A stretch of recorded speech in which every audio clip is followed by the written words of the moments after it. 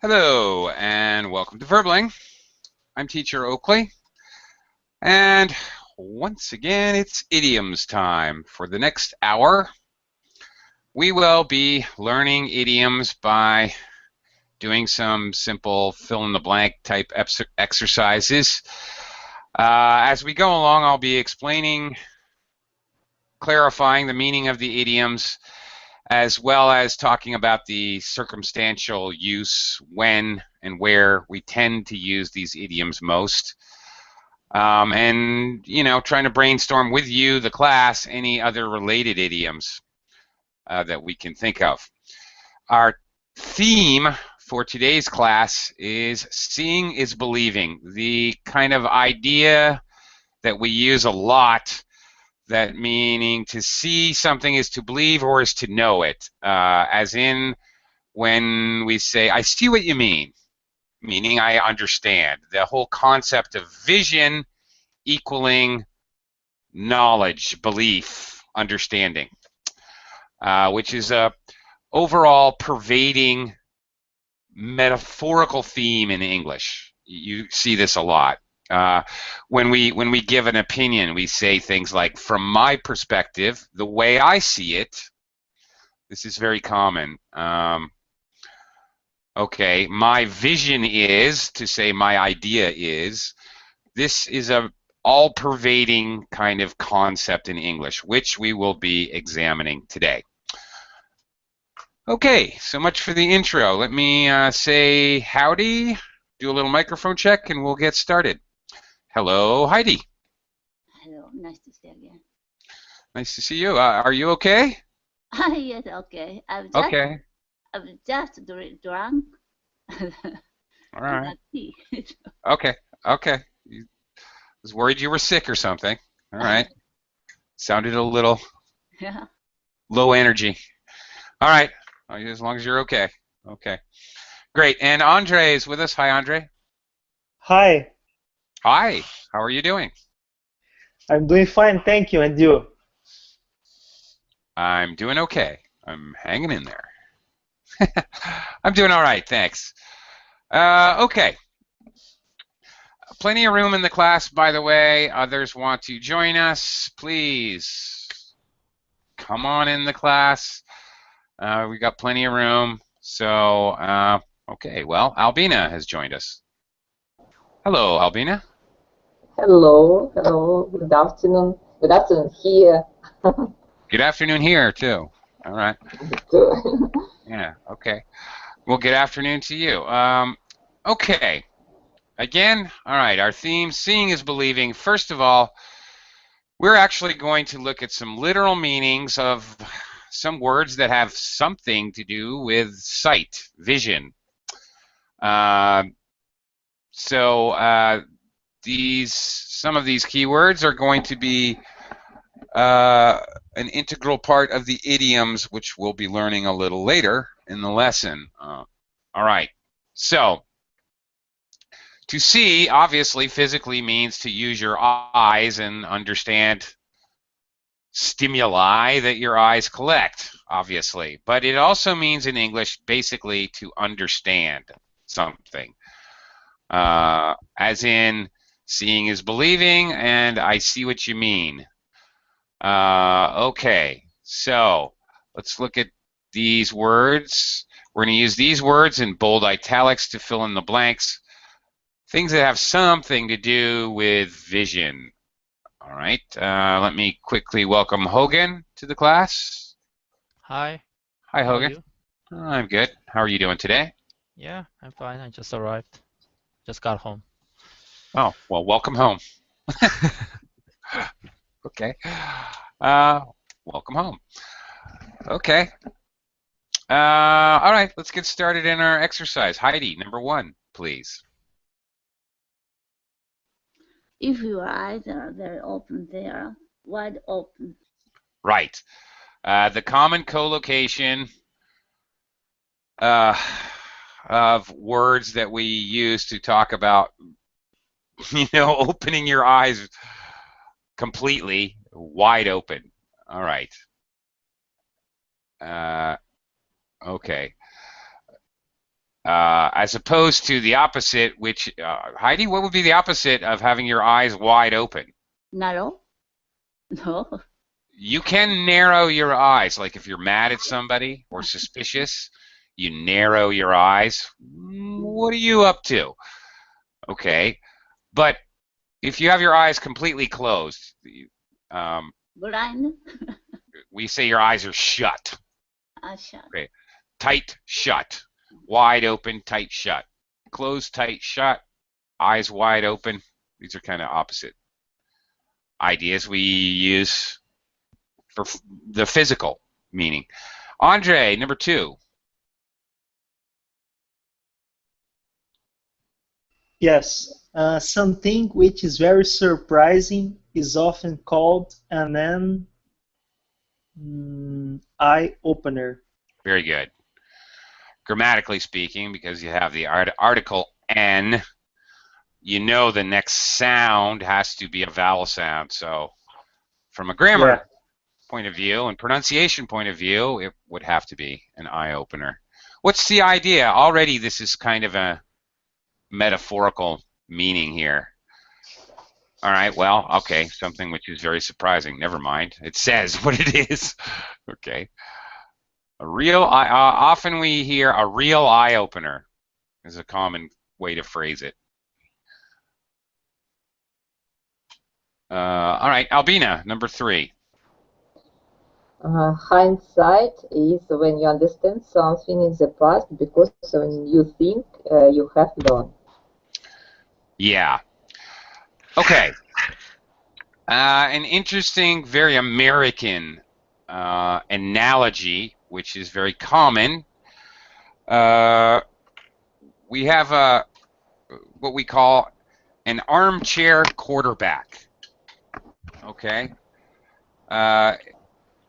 Albina, what do you think that means? First of all, do you know what a quarterback is? Quarterback? No. Okay. American football. This is the guy who throws the ball. He's the first one who gets the ball. He has to make the decision to throw the ball, hand the ball to someone else. Basically, usually the star and the captain of the team. He makes the decisions. He makes the decisions. Well, there you go. And an armchair quarterback is someone who, well, there's 2 related idioms, actually. An armchair quarterback is kind of like a backseat driver. Have you ever heard that one before?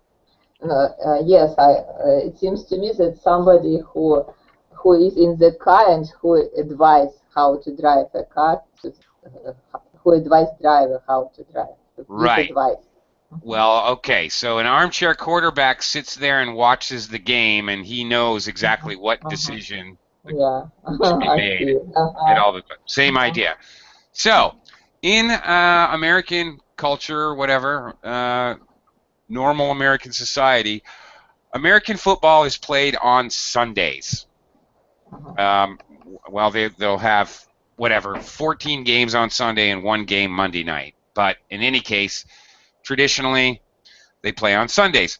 So if you are a Monday morning quarterback, all right, kind of a similar idea to an armchair quarterback, except it's the next day. All right. I should have done this. I should have done that. They should. That's it. Exactly. Hindsight. Pure hindsight. Yeah. Looking back at what's already happened, you already know the mistakes. You already know what maybe they could have done. So this is a metaphor, an idiom to express the idea of basically you're using hindsight. And we use it not just for football, but for in all circumstances. After a business decision goes wrong. Oh, sure, now Fred knows exactly what to do. He's such a Monday morning quarterback. Or the mother can say, my daughter, you shouldn't have got married to him. He's a bad husband. I told you. Oh my goodness. I don't know. That's Monday morning quarterbacker. Monday morning mom, Monday morning coach. I don't know. Oh, That's a bigger thing. Maybe. Okay. All right. Quickly, let me say hi to Ken. Welcome, Ken, to the class. Hey, Ken. Yes, hello. Hello. Nice to have you with us. I'll catch up with you in just a second. Hogan, number 4.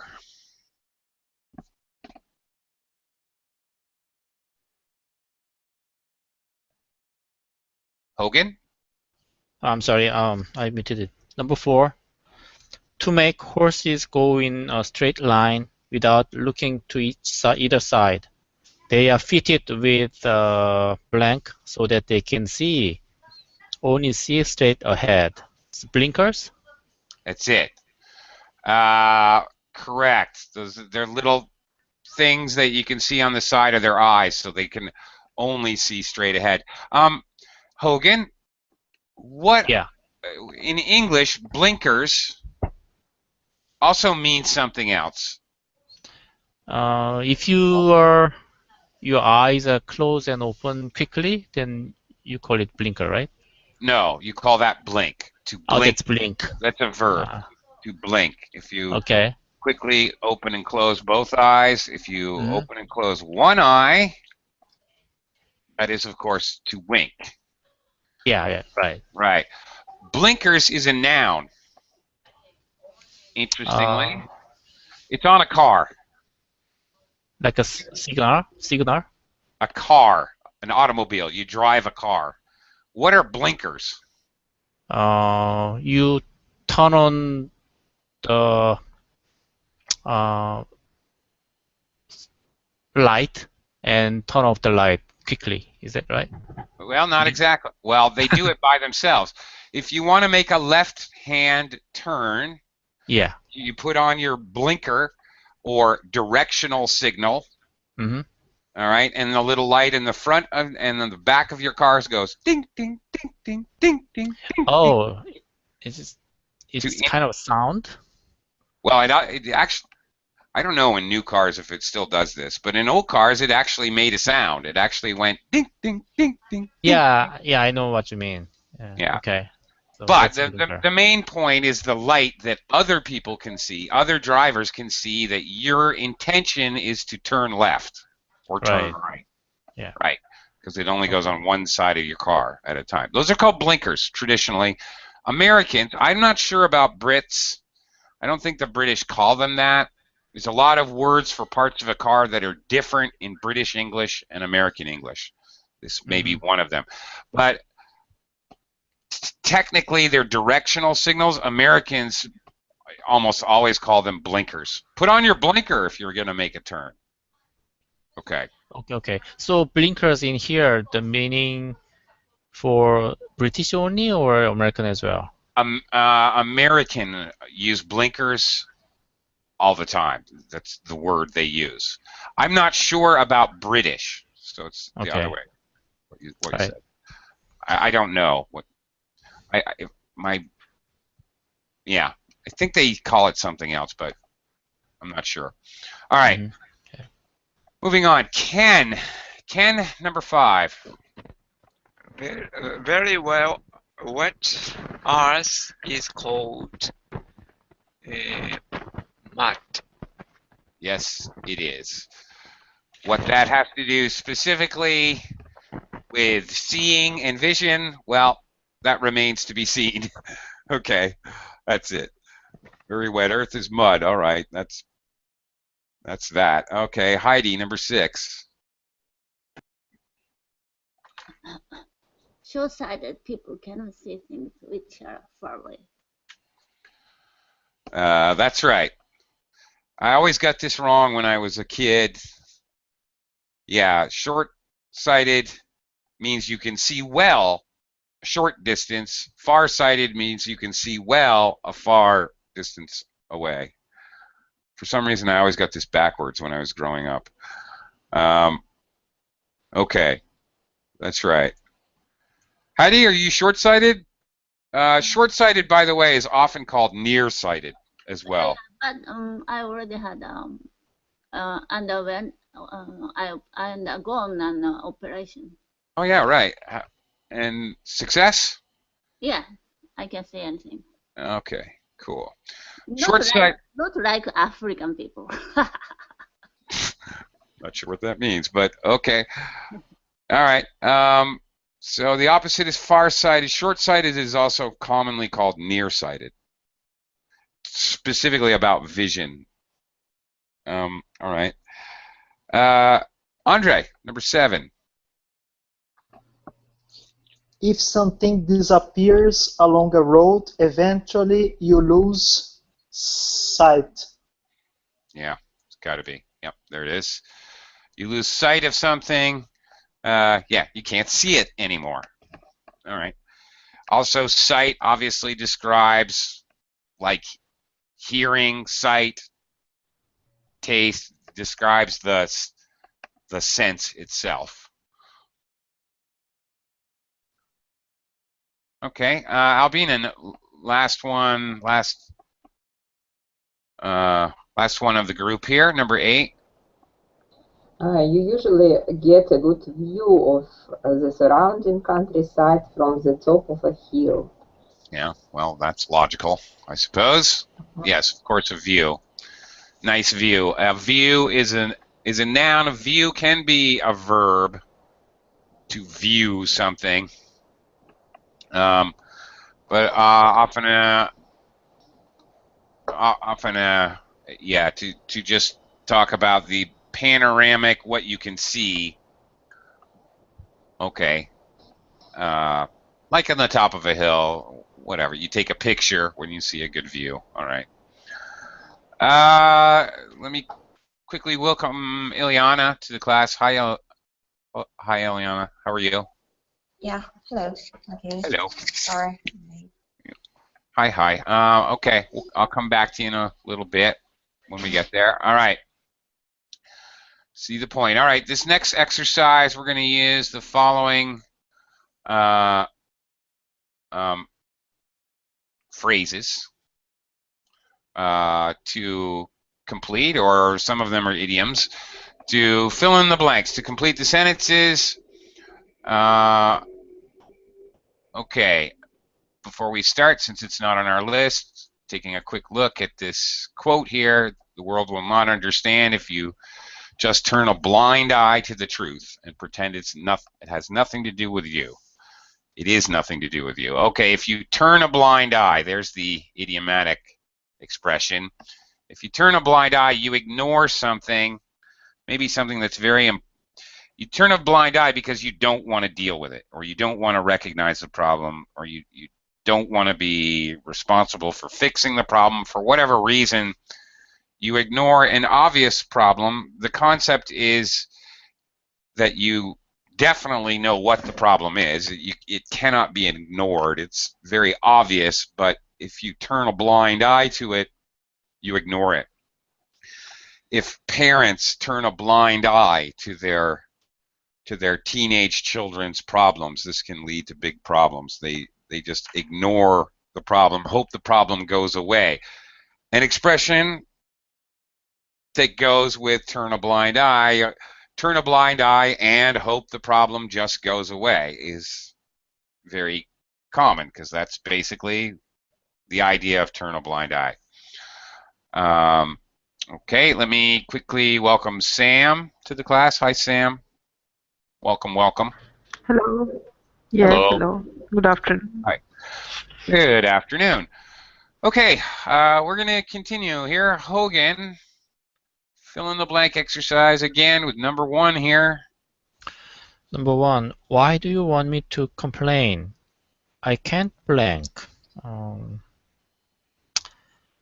do you want me to complain?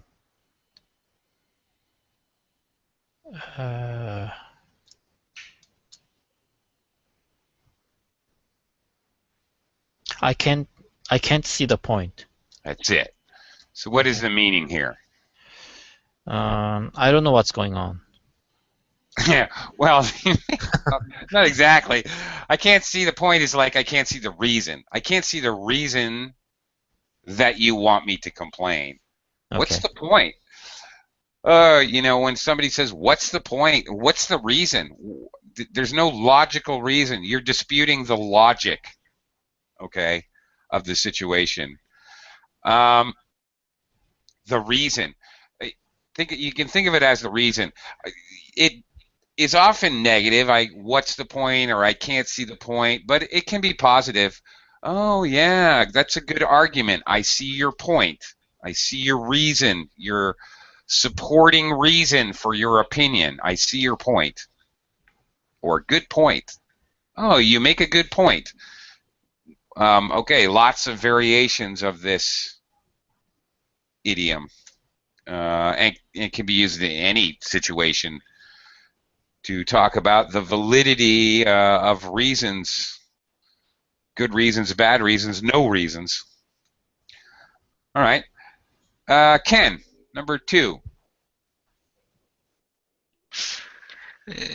I thought I'd blank, but I still ended up with the mushroom pizza when I ordered the ham and mushroom. I thought I'd made my perfect.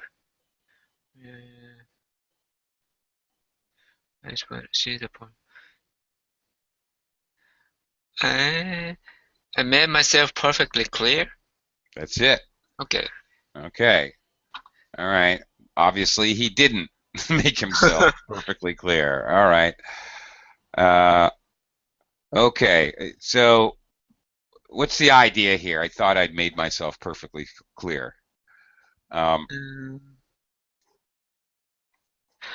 Maybe he thought he understood perfectly. He thought that the person, the listener, the person he was speaking to, he was calling the pizza place, whoever he was talking to on the phone, he thought they understood perfectly because he was extremely simple and clear. Okay. Another variation that you might hear commonly is like this. Apparently, I didn't make myself clear. Meaning, apparently, you didn't understand. Okay. All right. So, used very similarly. Apparently, I didn't make myself clear. I told you I wanted ham and mushroom. Okay, like that. He got a mushroom pizza, not without ham. Right. Okay.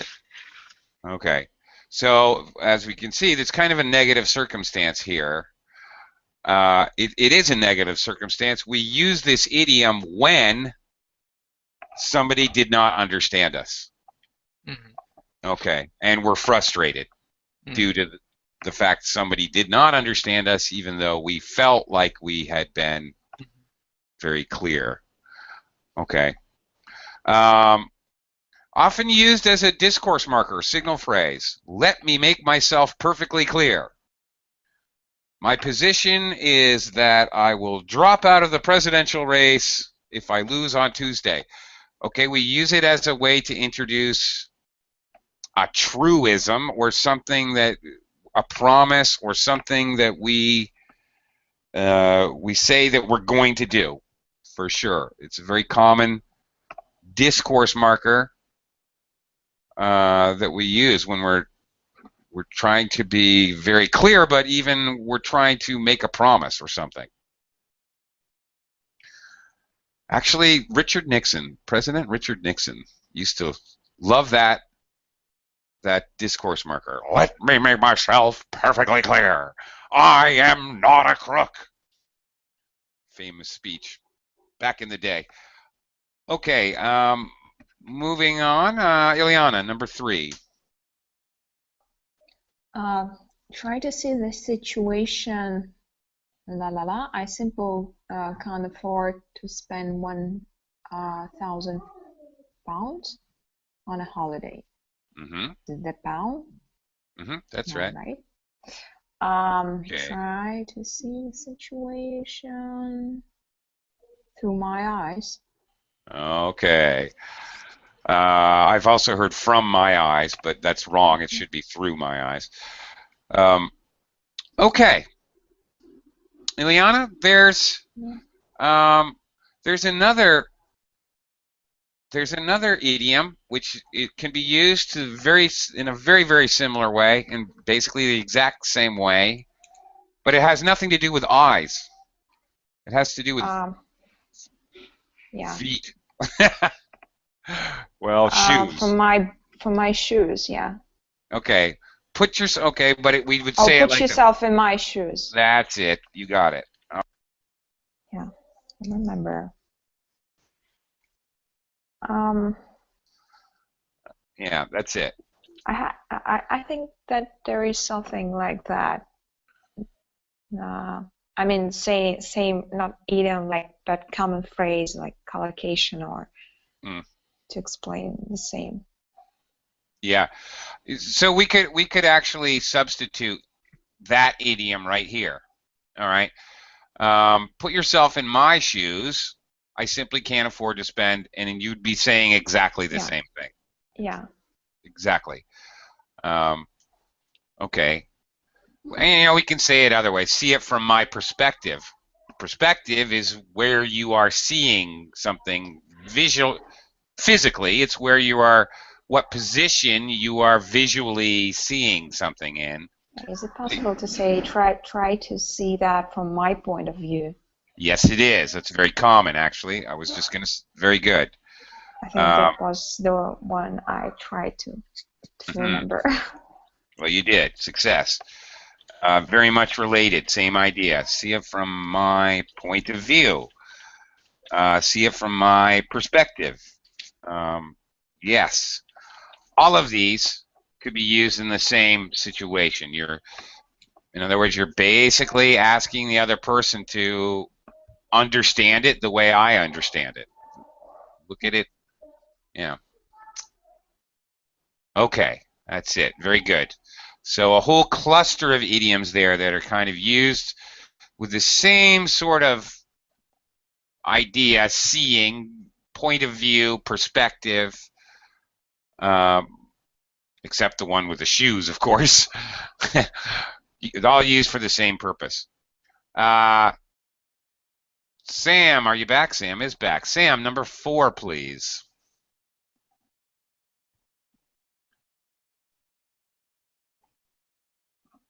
Okay.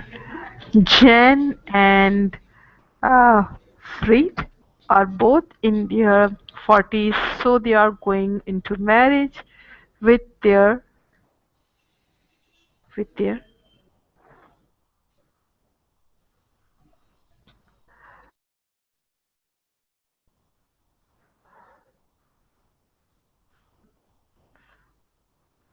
what is the Okay.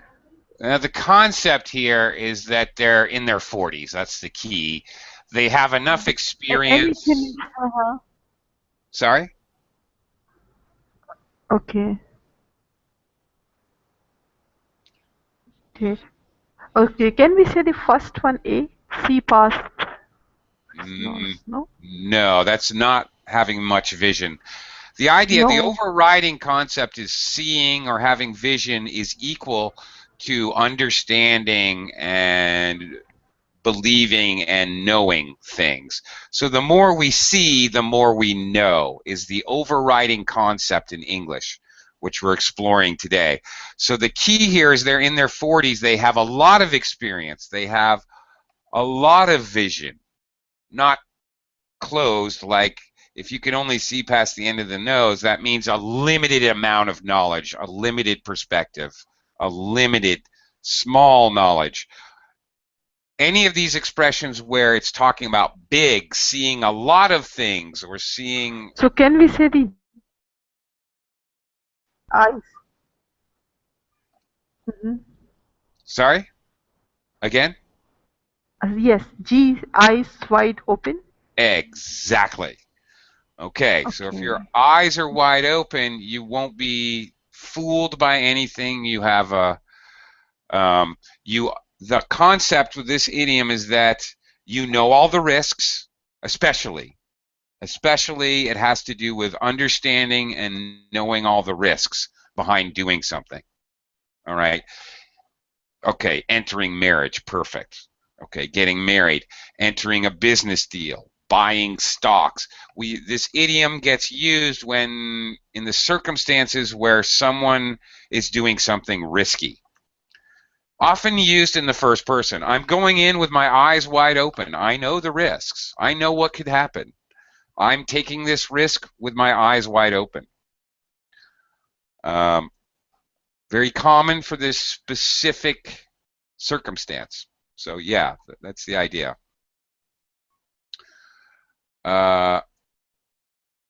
Okay. Yeah. Speaking of that, I just thought of another one that I don't think is in the lesson, but when I was explaining the basic concept, we to talk about someone, ourselves or someone else, who has a lot of knowledge and experience, we commonly say in English, he's seen it all. Or, okay, I've been a policeman in New York City for 40 years. I've seen it all. Obviously expressing the idea you have a wealth of experience. I've seen everything. Yeah, that's a real common concept to express the idea you have a lot of knowledge, a lot of experience. Okay, moving on. Heidi, back to you. Number 5, actually. Number 5. It took a long time to persuade the kid, but he finally saw through. No.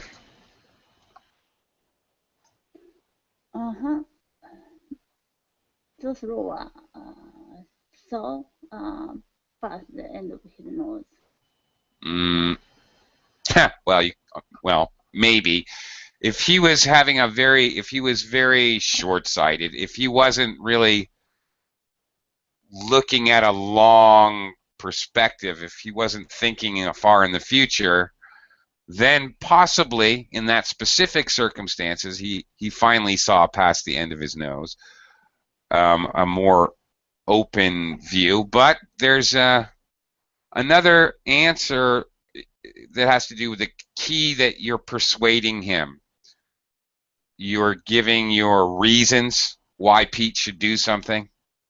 That's when you persuade somebody, that's what you're doing. The reason? Yeah, so that's it. Yeah. Yeah, he finally saw reason. Somebody who changes their opinion and obviously changes it to agree with you, the speaker, because you think it's reasonable. You talk about somebody else, generally speaking, not yourself. I guess you could. I finally saw reason. You could talk about yourself. Okay. Someone who comes around to your opinion, finally sees reason. And we use it negatively. He just won't see reason. Okay, you're trying to get somebody to do something, or maybe you're arguing with somebody opinions about politics or religions or social whatever, and somebody won't agree with your opinion. That's where it's all about opinions. He just won't see reason. He won't listen to my arguments. He's so close-minded. So positive or negative can be used. Andre, number 6. My boss is really selfish and small-minded. He can't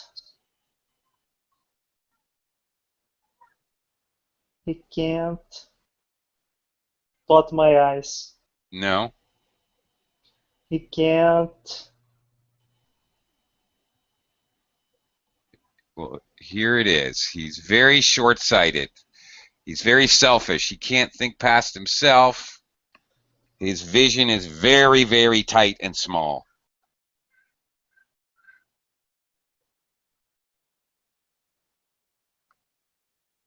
He cannot. No, I thought would be saw through, but it's not possible. No. So I don't know. Okay. He cannot see past the end of his nose. That's where this idiom belongs. All right. If someone can't see past the end of his nose. Think about, if you have a CEO like Steve Jobs, we talk about he has great vision, or had. I guess I need to use past tense. He had great vision. Okay, he could see far down the road. He could see far into the future. Okay, he has a wider perspective. He's willing to not only knowledge, but willing to take in information from other people.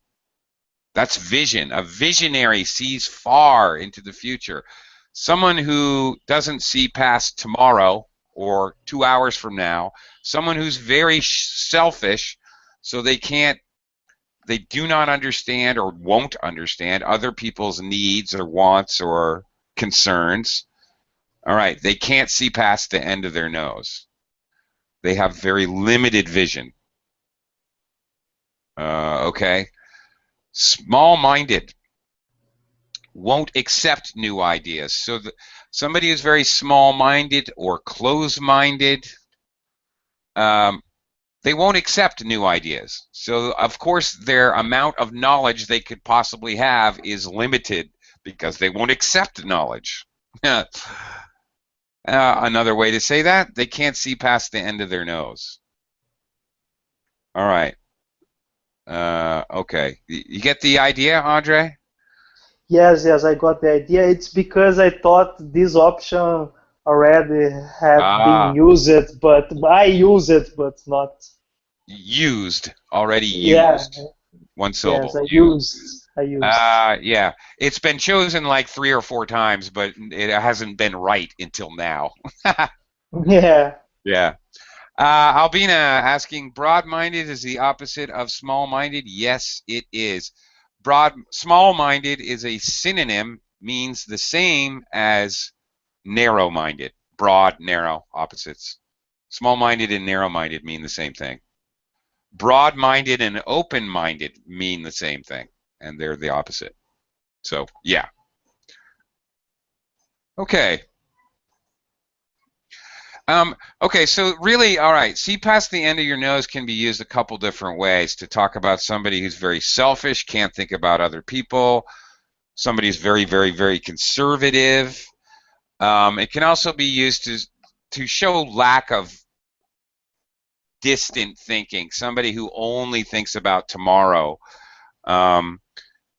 Maybe somebody who's very shallow and only thinks about appearances and what makeup to wear, and not about anything deep, and never thinks about important things. Okay, so all of those kinds of things can be used.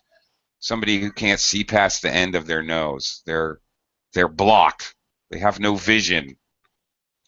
They can't think about the future, about other people. All right. Anyway. Continuing. Albina, number 7. Look, you need to change your job. They are paying you peanuts. They make you work all hours. It's time you opened your eyes and looked for something better. Okay. Okay. All right. Open your eyes. So when we close our eyes, we see nothing. When we open, we can see all detail. And sometimes we behave like we have our eyes closed and don't see what is happening around us. That's it. That's the concept. Very good. Thank you. Thank you for explaining that, because that's exactly the idea. The whole idea is of open and closed eyes, okay, is very similar to open and closed mind, really, and the idea of also the concept of possibilities here, right? If you're okay, it's time you opened your eyes. Okay. If somebody's closed their eyes to something, okay, it's like the first quote we saw here. Turn a blind eye, similar idea. You're ignoring something. Open your eyes, don't ignore it. Yeah, that's it. Very good. Hogan, number 8. Number 8. I knew all Justin's stories were exaggerated. I blanked him the first time I met him. what's the left? Exactly. So through. Process of elimination. Huh? Yeah. Did you have it there? I made myself perfectly clear. I know. I think Oh you no, just that's said already it. done, right? Yeah. Okay. Let's see. So the reason already did. See the point? No. Yeah, you said it the first time, Hogan. I swear you said it. Did I? Yeah, and then you said no. No.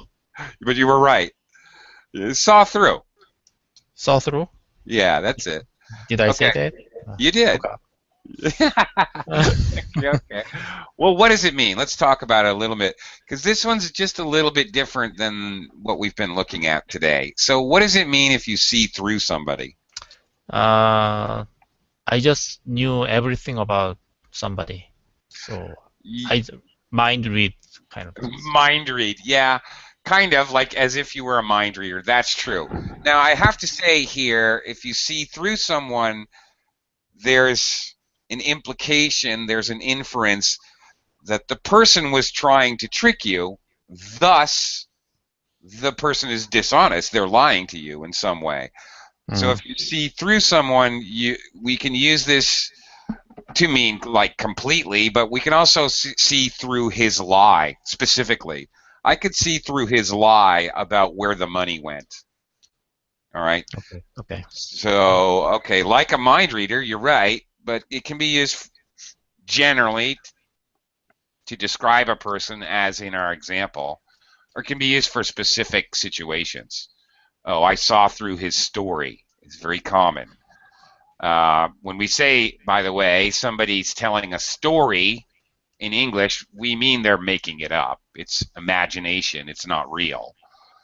So you can say a child likes to tell stories. They imagine things and they tell you crazy things or whatever. Or I saw through his story. All right. By calling it a story, it means that it's not true. Okay. We're going to do a little mix and match here with some more idiomatic words and or phrases. Okay, two parts of a dialogue. Which would you answer with? We'll look at the first part, and the correct answer or response will be below. Okay, let's give this a try. Ken, number one. Why doesn't Steve ever listen to other people's point of view? Why? Because he's blinkered, that's why. Okay. Okay, what do you suppose that means? You're right. You are correct. What does that mean? He's blinkered. Maybe he doesn't listen to what other people saying. Yeah, why? Because he's blinkered. Because he blinking the raindrops all the time. Okay. Well, earlier in the lesson, okay, we looked at the word blinkers here, and it goes back to the actual physical meaning. To make horses go in a straight line without looking to either side, there's a piece of equipment that goes on both sides of their eyes, on either side, which is like a little, I don't know, a door. It blocks out their vision on the sides of the road, so they won't get scared by things going on around them, and they can only go straight ahead. That's physically what blinkers are. Okay, that's what it is, bringing up the analogy of. If somebody is blinkered, first of all, it's likely that unlike a horse, somebody puts the blinkers on them, somebody who's blinkered has created their own blocks. It means they're very narrow-minded. Yeah. All right? They've decided that anybody who is like that, whatever, I will never listen to anybody who has a different color skin than me, ever. So you've just eliminated 3/4 of the human race. Okay, that's blinkered. I mean, that's racist, but that's an example of being blinkered. You absolutely shut yourself off from sources of information or knowledge or ideas because you've made some stupid idea that you're never going to listen to certain people or whatever, something like that. That's the idea. Mm-hmm. He's blinkered. He refuses to see anything but what he wants to see. Ken, I call this willfully ignorant. Willfully ignorant? Yeah. What is that? Willfully ignorant. You decide you're going to be stupid.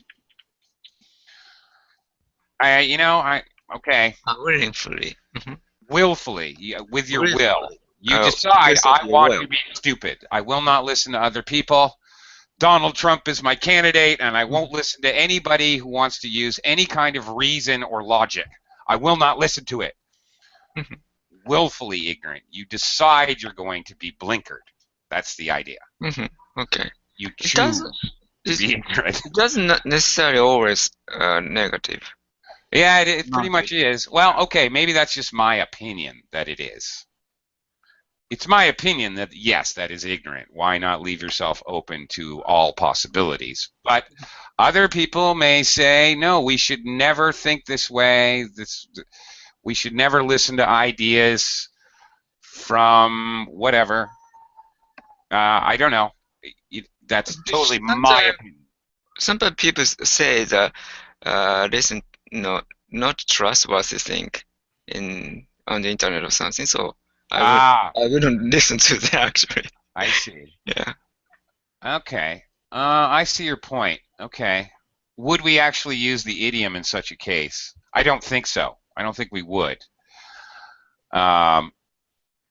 In that case, we might use the idiom, you know what? I know all about the risks using the internet. I have my eyes open.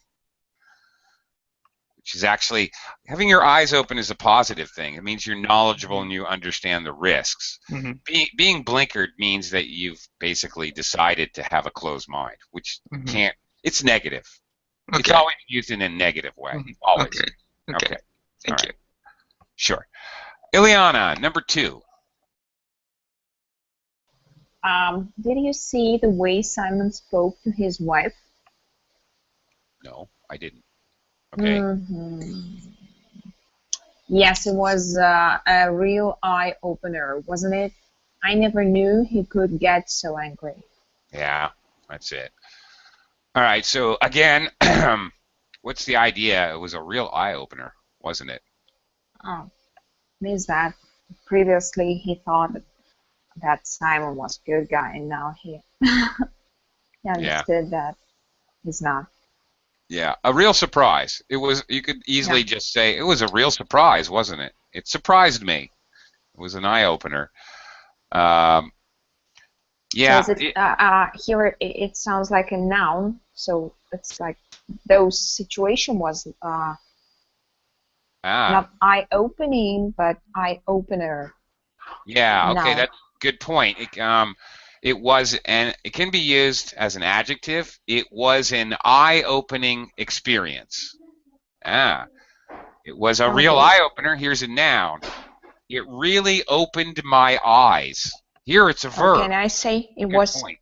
It was a real eye-opening, like a process. It was a. I mean, those situation was eye-opening. Well, you would probably say an adjective about situation. It was really eye-opening. Yeah, okay, it was eye-opening. Yes, you can. Right. Okay. Yeah, eye-opening is the adjective form. Yes, you're right. That's it. Very good. Or open my eyes as a verb and object noun combination. So we can use it in any of those forms. Yeah. Right. Okay. Right, and it's used to really emphasize that whatever you learned from this occurrence, occasion, class, whatever it is, meeting, whatever happened, was a big surprise for you.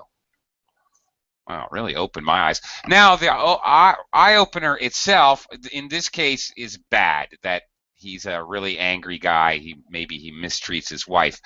A real eye-opener can equally be used for something really, really good. Oh, I had no idea such opportunities existed on the market. It was a real eye-opener going to that conference. Okay, something really good. I have lots of opportunities I didn't know about. It's often really bad or really good. But it's not sort of blasé, so it's kind of extreme, but can be good or bad. All right, Sam, number 3.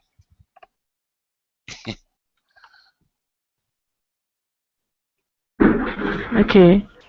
Not again. Not you again. What do you want? Not you again. What do you want?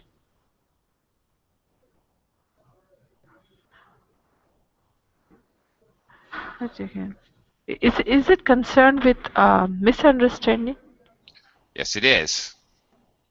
Okay. So I assume you're looking Okay. at. I want to clear up the misunderstanding we had earlier. Okay. The key would be in something, actually, Sam, you kind of missed altogether. When you see written in English a capital Y-O-U, this indicates shouting and high pitch. That's what it means.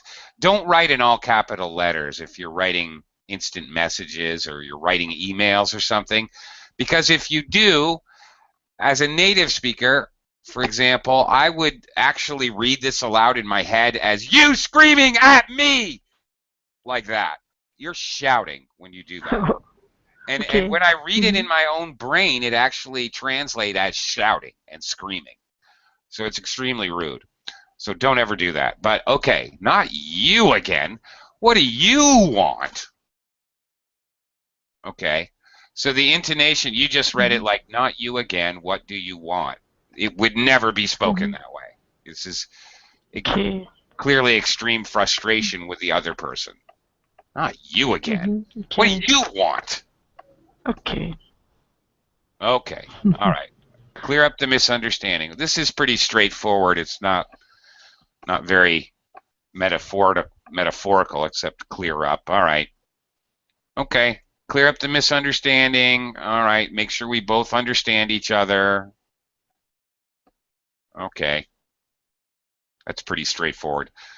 By the way, there's clear. Okay. Clarity of vision. Okay. You see clearly. Okay. Obviously, a concept we have in English. We have a lot of expressions for how clear something is, how understandable or easy to understand that it is. Does anybody know any? I've heard quite a few, actually. Does anybody know clear as what? Crystal? Air. Yes, clear as crystal or crystal clear. Often crystal clear is a more common way. Somebody else had another one? I said air, but I don't think it's the right answer. Clear as air. No, that's another. Okay, very close to. Actually, I'm glad you said that, though, because very close to clear up the misunderstanding, more idiomatic, clear the air. So, yeah, you are right, but it's used exactly the same way as clear up a misunderstanding. I wanted to clear the air between us. You'd say it differently, but that's a good one, Hogan, actually. Very relevant to idioms with clear. What about if something is clear as mud? All right.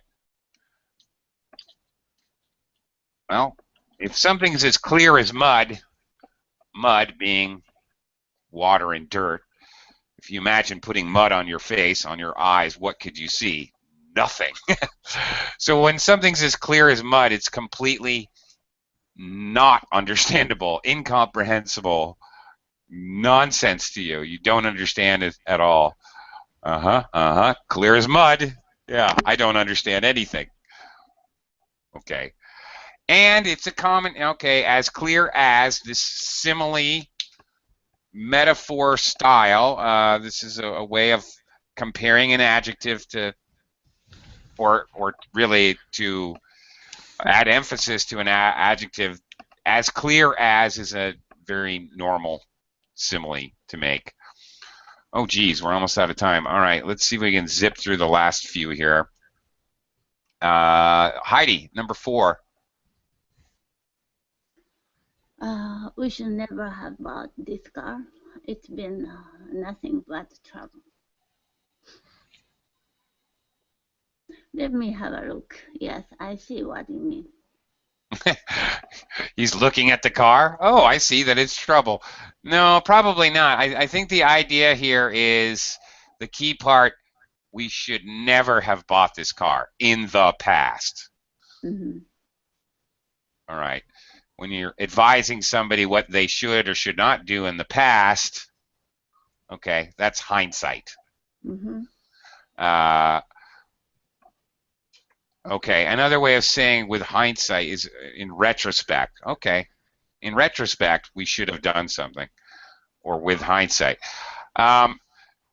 Very common to basically berate someone. Say, yeah, it's easy to say that because it's in the past. Very common to say, hindsight is 20/20. Yeah, here's another related idiom. Hindsight is 20/20. Sure, you can say we should have done that or we shouldn't have done that, but that's because now you know. Hindsight is 20/20. 20/20 vision, of course. Heidi, do you know what that means? 20/20 vision?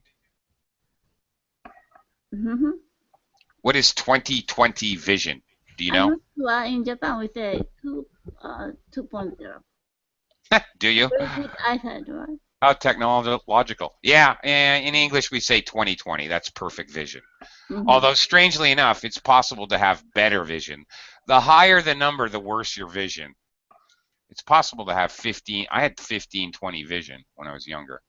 Mm. Now, of course, but African people can see 80 maybe. really?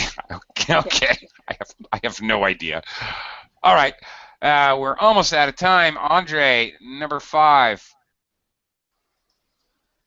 Oh, so you didn't know that Jill got the job because her dad knows the director. Ah, now I get the picture. Ah, now I get the picture. Now I see. Now I understand.